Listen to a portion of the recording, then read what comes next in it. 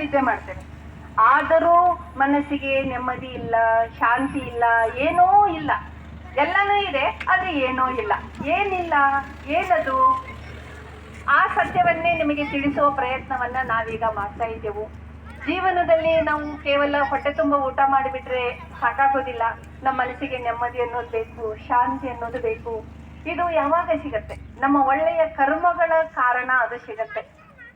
ನಾವು ಕುಟುಂಬದಲ್ಲಿರೋರು, ಗೃಹಸ್ಥದಲ್ಲಿರೋರು, ಸಂಬಂಧಗಳ ಮಧ್ಯೆ ಬಾಳುವವರು, ನಮಗೆ ಯಾವ ಮಹತ್ವವಾದ ಗುಣಗಳು ಬೇಕು? ನಿಸ್ವಾರ್ಥ ಪ್ರೀತಿ, ನಿಸ್ವಾರ್ಥ ಸ್ನೇಹ, ನಿಸ್ವಾರ್ಥ ಸಂಬಂಧ, ನಿಷ್ಕಲಷ್ಮವಾದ ಪ್ರೀತಿ ಇದಿದ್ದಾಗ ಜೀವನ ಸಂಪೂರ್ಣ ಆಗ್ತದೆ, ಜೀವನದ ಸುಖವನ್ನು ಕಾಣಲಿಕ್ಕೆ ಸಾಧ್ಯ ಆಗ್ತದೆ. ಆದ್ದರಿಂದ ಆತ್ಮೀಯರೇ, ಹಿರಿಯರೇ, ತಾವಿಲ್ಲಿ ಚಿತ್ರವನ್ನು ನೋಡ್ತಾ ಇದ್ದೀರಾ. ನಾವೇನೆಲ್ಲ ಇವತ್ತು ಸಮಾಜದಲ್ಲಿ ಅನೀತಿ, ಅನಾಚಾರ, ತಪ್ಪು ಕರ್ಮಗಳನ್ನು ನೋಡ್ತೀವಿ, ಅದಕ್ಕೆ ಕಾರಣ ನಮಗೆ ಈ ದೇಹದ ಬಗ್ಗೆ ಇರುವಂತಹ ಭ್ರಾಂತಿ, ಈ ದೇಹದ ಮೇಲಿರುವಂತಹ ವ್ಯಾಮೋಹ, ಅತಿಯಾದ ವ್ಯಾಮೋಹ, ಸಂಬಂಧಗಳ ವ್ಯಾಮೋಹ, ಸ್ವಾರ್ಥ, ಲೋಭ, ಇವುಗಳ ಕಾರಣ ನಾವು ಏನೆಲ್ಲ ಮಾಡಬಾರದ ಮಹಾಪಾಪಗಳನ್ನ ಮಾಡ್ತೀವಿ. ಪರಿಣಾಮವಾಗಿ ಏನು ನಮ್ಮ ಮುಂದೆ ಫಲ ಬರುತ್ತೆ, ಆಗ ನಾವು ಭಗವಂತನಲ್ಲಿ ಮೊರೆ ಹೋಗ್ತೀವಿ. ದೇವರೇ, ಈ ಪಾಪದಿಂದ ಪಾರು ಮಾಡು, ಈ ಕಷ್ಟದಿಂದ ಪಾರು ಮಾಡು, ಈ ಕಂಟಕದಿಂದ ಪಾರು ಮಾಡು ಅಂತ ದೇವರಿಗೆ ಮೊರೆ ಹೋಗ್ತೇವೆ, ಹರಕೆ ಹೊರ್ತೇವೆ. ಅದಕ್ಕೆ ಕೆಲವರು ಲಕ್ಷಗಟ್ಟಲೆ ದಾನ ಮಾಡ್ತಾರೆ, ಕೋಟಿಗಟ್ಟಲೆ ದಾನ ಮಾಡ್ತಾರೆ. ಸಾಧ್ಯ ಇದೆಯಾ? ನಾವು ಮಾಡಿದ ಪಾಪ ಈ ರೀತಿ ದಾನ ಧರ್ಮ ಮಾಡಿದ್ರೆ ಅಥವಾ ದೇವಸ್ಥಾನಕ್ಕೆ ಅಡ್ಡಾಡಿದ್ರೆ ಹೋಗ್ಬಿಡುತ್ತ ನಮ್ಮ ಪಾಪ? ಯಾಕಂದ್ರೆ ಪಾಪ ಕರ್ಮ ಎನ್ನುವಂಥದ್ದು ದೇಹಕ್ಕೆ ಅಂಟಿಕೊಂಡಿರಲ್ಲ. ನಾವು ಮಾಡಿರುವ ಕರ್ಮಗಳು ನಮಗೆ ಅಂಟಿಕೊಂಡಿರ್ತವೆ. ಈ ಚಿತ್ರವನ್ನ ತಾವು ಗಮನಿಸ್ತಾ ಇದ್ದೀರಾ? ಇಲ್ಲಿ ಎರಡಿದೆ ನಿಮ್ಮ ಕಣ್ಣ ಮುಂದೆ. ಒಂದು ಕಡೆ ಅಸ್ಥಿ ಪಂಜರ ತೋರಿಸಿದ್ದಾರೆ, ಇನ್ನೊಂದು ಕಡೆಗೆ ಮಾನವ ರೂಪ ತೋರಿಸಿದ್ದಾರೆ. ಇದರಲ್ಲೂ ಅಸ್ಥಿ ಪಂಜರ ಇದೆ, ಆದ್ರೆ ಅದಕ್ಕೆ ನಾವು ಬರೀ ಅಸ್ಥಿ ಪಂಜರ ಅನ್ನಲ್ಲ, ಮಾನವ ಅಂತ ಹೇಳ್ತೀವಿ. ಹಾಗಾದ್ರೆ ಅದು ಅಸ್ಥಿ ಪಂಜರ ಆಗೋದು ಯಾವಾಗ? ಅದರಲ್ಲಿ ಇರುವಂತಹ ಒಂದು ಚೇತನ ಶಕ್ತಿ, ಅದಕ್ಕೆ ನೀವು ಪ್ರಾಣ ಅಂತೀರಿ, ಉಸಿರು ಅಂತೀರಿ. ಆ ಒಂದು ಚೇತನ ಶಕ್ತಿ ಇರುವವರಿಗೆ ನಾವು ಮನುಷ್ಯ ಅಂತ ಗೌರವ ಕೊಡ್ತೀವಿ. ಯಾವಾಗ ಅದು ಚೇತನ ಶಕ್ತಿ ದೇಹದಿಂದ ಹೊರಗೆ ಹೋಗ್ಬಿಡತ್ತೆ, ಆಗ ಆ ಶರೀರಕ್ಕೆ ಕೇವಲ ಹೆಣ ಅಂತ ಹೇಳ್ತೀವಿ. ಉದಾಹರಣೆಗೆ ನಿಮಗೆ ನೀವ್ಯಾರು ಅಂತ ಕೇಳಿದ್ರೆ ನಿಮ್ಮ ಹೆಸರು ಹೇಳ್ತೀರಲ್ವಾ? ಅದು ನಿಮ್ಮ ಹೆಸರು, ನೀವ್ ಇಟ್ಕೊಂಡಿರೋ ಹೆಸರು, ನಿಮ್ ತಂದೆ ತಾಯಿ ಇಟ್ಟ ಹೆಸರು. ಆ ಹೆಸರು ಇಟ್ಕೊಂಡಿದ್ರೆ ನೀವ್ಯಾರು? ಇದನ್ನ ನಿಮಗ್ ನೀವೇ ಕೇಳ್ಕೊಳ್ರಿ. ನಾನು ಎಲ್ಲರಿಗೂ ಇದನ್ನೇ ಮತ್ತೆ ಮತ್ತೆ ಹೇಳ್ತಾ ಇರ್ತೀನಿ, ನೀವ್ಯಾರು ಅಂದಾಗ ನೀವು ಈ ರೀತಿ ನನಗೆ ಉತ್ತರ ಕೊಡಲ್ಲ. ನಾನು ಕೈ, ನಾನು ಕಾಲು, ನಾನು ಕಣ್ಣು, ನಾನು ಮೂಗು, ನಾನು ತಲೆ, ಹೀಗೆ ಹೇಳ್ತೀರಾ? ಇಲ್ಲ, ನನ್ನದು ಅಂತ ಹೇಳ್ತೀರಿ. ದೇಹ ನನ್ನದು, ಕಣ್ಣು ನನ್ನದು, ತಲೆ ನನ್ನದು, ಕಾಲು ನನ್ನದು. ಈ ನನ್ನದು ಅಂತ ಹೇಳುವ ನಾನು ಯಾರು? ನಾನೇ ಕಣ್ಣಿಗೆ ಕಾಣದೇ ಇರುವ ಒಂದು ಚೇತನ ಶಕ್ತಿ. ಯಾರಾದರೂ ನಿಮಗೆ ನೀ ಕಲ್ಲು, ನೀ ಮಣ್ಣು ಅಂದ್ರೆ ನಾವು ಸ್ವೀಕಾರ ಮಾಡಲ್ಲ. ಯಾಕಂದ್ರೆ ನಾವು ಜಡ ವಸ್ತು ಅಲ್ಲ, ನಾವೊಂದು ಚೇತನ ಶಕ್ತಿ ಇದ್ದೀವಿ. ಈ ಚೇತನ ಶಕ್ತಿ ಕಣ್ಣಿಗೆ ಕಾಣಿಸೋದಿಲ್ಲ. ಅದು ಈ ಭ್ರೂ ಮಧ್ಯದಲ್ಲಿ, ಈ ಮೆದುಳಿನ ಕೇಂದ್ರ ಭಾಗದಲ್ಲಿ ನಾವು ಚೇತನ ಶಕ್ತಿ ಕುಳಿತುಕೊಂಡಿರ್ತೀವಿ. ನಾವು ಚೇತನ ಶಕ್ತಿಯೇ ಈ ಭ್ರೂ ಮಧ್ಯದಲ್ಲಿ ಕುಳಿತು ಕಣ್ಣಿನಿಂದ ನೋಡ್ತೇವೆ, ಕಿವಿಯಿಂದ ಕೇಳ್ತೇವೆ, ಹೇಳ್ತಿರ್ತೀವಲ್ಲ, ನಾನು ನೋಡಿದೆ ಗೊತ್ತಾ? ಹೇಗೆ? ನನ್ನ ಕಣ್ಣಿನಿಂದ. ಹಾಗಾದ್ರೆ ನನ್ನ ಕಣ್ಣಿನಿಂದ ನೋಡುವ ನಾನು ಯಾರು? ನನ್ನ ಕಿವಿಯಿಂದ ಕೇಳಿದೆ ನಾನು ಅಂತೀರಿ. ನನ್ನ ಕಿವಿಯಿಂದ ಕೇಳುವ ನಾನು ಯಾರು? ಈಗ ನಾನು ಮಾತಾಡ್ತಾ ಇದ್ದೀನಿ, ನನ್ನ ಬಾಯಿ ಉಪಯೋಗಿಸಿ ಮಾತಾಡ್ತಾ ಇದ್ದೀನಿ. ನನ್ನ ಬಾಯಿಂದ ಮಾತಾಡ್ತಾ ಇರೋ ನಾನು ಯಾರು? ಬಾಯಿ ತಾನೇ ಮಾತಾಡಲ್ಲ, ಕಣ್ಣು ತಾನೇ ನೋಡಲ್ಲ, ಕಿವಿ ತಾನೇ ಕೇಳಲ್ಲ. ತಿಳ್ಕೊಳ್ಳಿ, ಇಲ್ಲೊಂದು ಹೆಣ ಇದೆ. ಕಣ್ಣಿದ್ರು ನೋಡಲ್ಲ, ಕಿವಿ ಇದ್ರು ಕೇಳಲ್ಲ, ಬಾಯಿ ಇದ್ರು ಮಾತಾಡಲ್ಲ. ಹಾಗಾದ್ರೆ ಆ ನೋಡೋರು, ಕೇಳೋರು, ಮಾತಾಡೋರು ಯಾರವರು? ಅವ್ರು ಹೋದ್ರು ಅಂತ ಹೆಣದ ಹತ್ರ ಕುತ್ಕೊಂಡು ಅಳ್ತಿರ್ತಾರೆ ನೋಡ್ರಿ. ಅವ್ರು ಹೋದ್ರು. ಯಾರವ್ರು ಹೋದವರು? ಆ ಒಂದು ಚೇತನ ಶಕ್ತಿ ದೇಹದಲ್ಲಿ ಇತ್ತು, ಅದು ಹೊರಟು ಹೋಯ್ತು. ಅಲ್ಲಿವರೆಗೂ ಆ ಚೇತನ ಶಕ್ತಿ ಆ ದೇಹದಲ್ಲಿ ಇತ್ತುಕೊಂಡು ನಿಮ್ ಜೊತೆ ಸಂಬಂಧ ನಿಭಾಯಿಸ್ತಾ ಇತ್ತು. ಪತಿನೋ, ಪತ್ನಿನೋ, ತಂದೆನೋ, ಮಕ್ಕಳೋ, ಮಗನೋ. ಆ ಚೇತನ ಶಕ್ತಿನೇ ಶರೀರದ ಮೂಲಕ ನಿಮ್ಮ ಜೊತೆಗೆ ಬದುಕಿತ್ತು, ಸಂಬಂಧ ನಿಭಾಯಿಸ್ತಾ ಇತ್ತು. ಅದು ಶರೀರದ ಋಣವನ್ನು ಮುಗಿಸಿಕೊಂಡು ಆ ಚೇತನ ಶಕ್ತಿ ದೇಹ ಬಿಟ್ಟು ಹೊರಟೋಯ್ತು. ಅದಕ್ಕೆ ಸತ್ಯವಾದುದು ಹೋಯಿತು, ಸತ್ತು ಹೋದ ಅಂತ ಹೇಳ್ತಾರೆ. ಈ ಜಡವಾದ ಶರೀರದಲ್ಲಿ ಸತ್ಯವಾದ ಒಂದು ಚೇತನ ಶಕ್ತಿ ಇತ್ತು, ಅದು ಹೊರಟೋಯ್ತು. ನೀವು ಮನೆಗೆ ಬಂದು ಶಾಂತಿ ಮಾಡ್ತೀರಾ, ಸ್ಮಶಾನದಲ್ಲಿ ಹೆಣವನ್ನು ಸುಟ್ಟಾಕ್ತೀರಾ, ಹೂತಾಕ್ತೀರಾ, ಮನೆಗೆ ಬಂದು ಶಾಂತಿ ಮಾಡ್ತೀರಾ. ಶಾಂತಿ ಯಾರಿಗೆ ಮಾಡೋದು? ಹೆಣಕ್ಕೆ ಮಾಡಲ್ಲ ತಾನೆ. ನೋಡ್ರಿ, ಈ ಆತ್ಮ ಪರಮಾತ್ಮ ಅನ್ನೋ ಶಬ್ದ ನಾವು ಬ್ರಹ್ಮಕುಮಾರಿಯರು ನಿಮ್ಮ ಮುಂದೆ ಹೇಳ್ತಾ ಇಲ್ಲ, ನಿಮಗ್ ಗೊತ್ತಿರುವಂತದ್ದೇ. ಆದ್ರೆ ನೀವು ಇದನ್ನ ಯಾವಾಗ ನೆನಪಿಸ್ಕೋತೀರಾ, ಹೇಳ್ತೀರಾ ಅಂದ್ರೆ ಶವ ಸಂಸ್ಕಾರದ ಸಮಯದಲ್ಲಿ ಯಾರಾದ್ರೂ ಸತ್ತಾಗ ಆತ್ಮ ಹೋಯ್ತು ಅಂತಿರ್ತೀರ.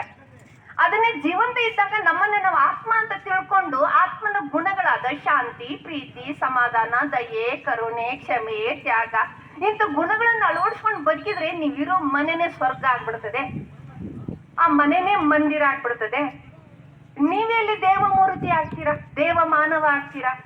ಈ ರೀತಿ ಇದಕ್ಕೆ ನಾವು ಮೌಲ್ಯ ಶಿಕ್ಷಣ ಅಂತ ಹೇಳ್ತೀವಿ, ಮಾನವೀಯ ಮೌಲ್ಯಗಳು ಅಂತ ಹೇಳ್ತೀವಿ. ಈಗ ಯಾರಾದ್ರೂ ಏನೋ ಒಂದು ಅನಿತಿ ಮಾಡಿದ್ರೆ ನಿನ್ಗೇನು ಮರ್ಯಾದೆನೇ ಇಲ್ವಾ ಅಂತ ಹೇಳ್ತೀವಿ. ಹಾಗಾದ್ರೆ ಮರ್ಯಾದೆ ಅಂದ್ರೇನು? ಮರ್ಯಾದೆ ದೇಹದ ಅಥವಾ ಚೇತನ ಶಕ್ತಿಯಾದ ಆತ್ಮದ? ನೀನ್ ಮನುಷ್ಯನ ಏನು ಅಂತ ಕೇಳ್ತಿರ್ತೀವಿ ಏನಾದ್ರು ತಪ್ಪು ಮಾಡಿದ್ರೆ. ಹಾಗಾದ್ರೆ ಮನುಷ್ಯ ಅಂದ್ರೆ ಕೇವಲ ದೇಹಕ್ಕೆ ನಾವು ಮನುಷ್ಯ ಅನ್ನಲ್ಲ, ಆ ದೇಹದಲ್ಲಿರುವ ಚೇತನ ಶಕ್ತಿ ಒಂದು ಪವಿತ್ರವಾದ, ಒಂದು ಚೇತನವಾದ ಜ್ಯೋತಿಯಂತೆ ಬೆಳಗುವ ಒಂದು ಪ್ರಾಣ ಪಕ್ಷಿಯಾಗಿದ್ದೀವಿ ನಾವು. ಪ್ರಾಣ ಪಕ್ಷಿ ಈ ದೇಹ ಎನ್ನುವ ಪಂಜರದಲ್ಲಿ ಕುತ್ಕೊಂಡಿದ್ದೀವಿ. ಈ ದೇಹ ಎನ್ನುವ ಪಂಜರಕ್ಕೆ ಬಾಲ್ಯ, ಯೌವನ, ಮುಪ್ಪು ಅಂತ 3 ಸ್ಟೇಜ್ ಬರುತ್ತೆ. ಮುಪ್ಪು ಬರೋದು ಶರೀರಕ್ಕೆ, ನನಗಲ್ಲ.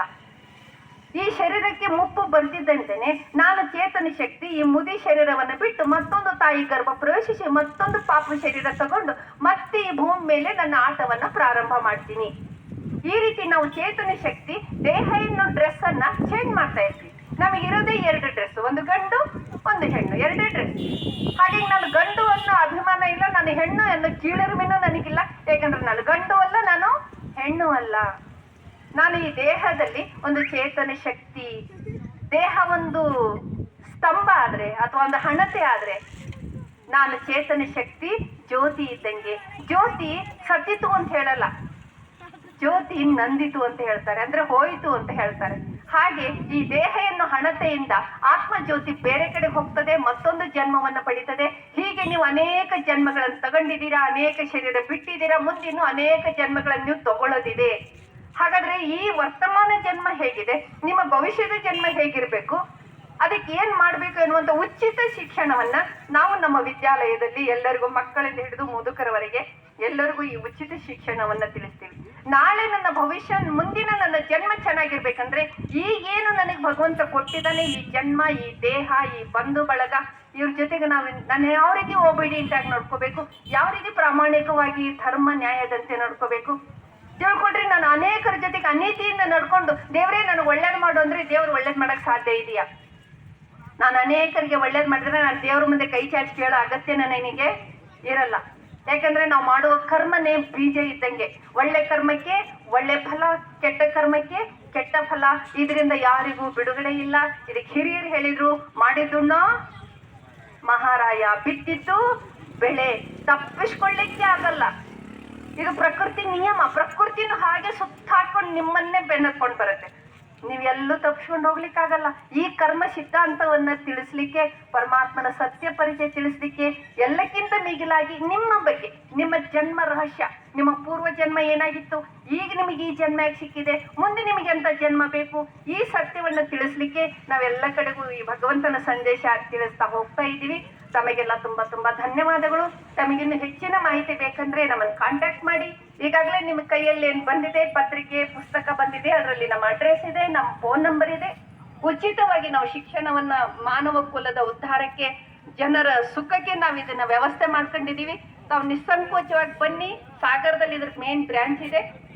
ಗಣಪತಿ ದೇವಸ್ಥಾನದ ಹತ್ರ, ಅರಳಿಕಟ್ಟೆ ಹತ್ರ ನಮ್ಮ ಬ್ರಾಂಚ್ ಇದೆ. ಅಲ್ಲಿ ಬಂದು ನೀವು ಹೆಚ್ಚಿನ ಶಿಕ್ಷಣವನ್ನ, ಉಚಿತ ಶಿಕ್ಷಣವನ್ನ ಕಲಿಬಹುದು. ಇಲ್ಲ ನೀವೆಲ್ಲರೂ ಸೇರ್ಕೊಂಡು ನಮ್ಮನ್ನು ಕರೆದ್ರೆ ನಾವೇ ನಿಮ್ಮಲ್ಲಿ ಬಂದು ಇದನ್ನು ಉಚಿತವಾಗಿ ನಿಮಗೆ 1 ವಾರದ ಶಿಬಿರವನ್ನ ನಾವೇ ಮಾಡಿ, ಈ ದುಶ್ಚಟಗಳಿಂದ ಯಾವ ರೀತಿ ಮುಕ್ತಿ ಹೊಂದಬೇಕು, ಜೀವನದಲ್ಲಿ ಬರೋ ಈ ಸಮಸ್ಯೆಗಳಿಗೆ ಕಾರಣ ಏನು, ನಾವೇ ಹುಟ್ಟಿಸ್ಕೊಂಡಿರ್ತೀವಿ ಸಮಸ್ಯೆನ, ಅದನ್ನ ಹೇಳ್ತೇವೆ, ಅಯ್ಯೋ ದೇವ್ರು ನನ್ನ ತಲೆ ಮೇಲೆ ಕಷ್ಟಗಳ ಬೆಟ್ಟನೇ ಸುರಿದ್ಬಿಟ್ಟ. ದೇವ್ರು ಅದೆಲ್ಲ ಮಾಡೋದಿಲ್ಲ. ಹೇಗೆ ನಮ್ಮ ಮಕ್ಕಳ ಮೇಲೆ ನಾವೆಂದು ಕಷ್ಟದ ಮಳೆ ಸುರಿಸಲ್ಲ, ಹಾಗೆ ಪರಮಾತ್ಮನು ನಮಗೆ ಕಷ್ಟವನ್ನ ಕೊಡೋದಿಲ್ಲ. ನಮ್ಮ ಕರ್ಮಗಳ ಪರಿಣಾಮ, ನಮ್ಮ ತಪ್ಪಿನ ಪರಿಣಾಮ ನಾವು ಪರಿಸ್ಥಿತಿ ತಂದ್ಕೊಂಡಿರ್ತೀವಿ.